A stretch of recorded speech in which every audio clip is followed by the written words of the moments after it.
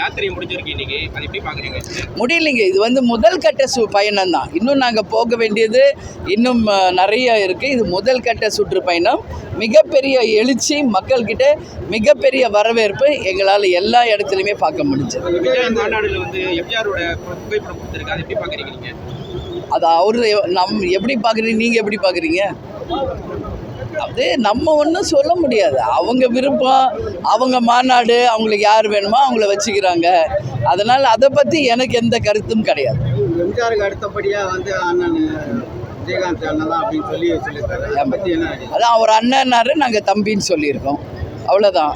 அதனால் இது சினிமா துறையில் 17 வருஷத்துக்கு கூட்டணி அமையுமா? இல்லை, எது வார்த்தை சொன்னாலும் உடனே கூட்டணின்ற அர்த்தம் கிடையாது.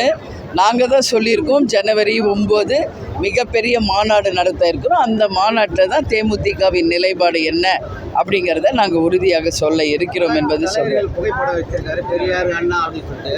இதுவரையிலும் அவர் மேடையில் அவங்கள பற்றி அவங்களோட கருத்தை சொல்கிறதே கிடையாது. அவரோட கோட்பாட வேண்டி தான் சொல்கிறாரு. இதோட அவரோட பின்பற்றதே கிடையாது அப்படின்ற மாதிரி ஒரு கருத்து சொல்லியிருக்காங்க. இந்த மாதிரி ஒரு ப்ரெஸ் மீட் விஜய்க்கு கூட்டி இந்த கேள்வியை நீங்கள் விஜயிடம் கேட்கணும்.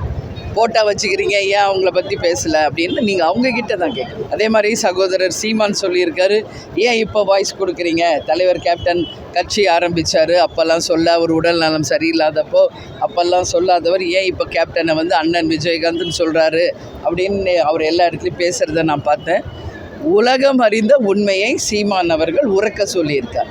அதான் உண்மை. அதனால் அவர் அண்ணன்றாரு, எங்களை பொறுத்த வரைக்கும் தம்பி அவர். சரிங்களா?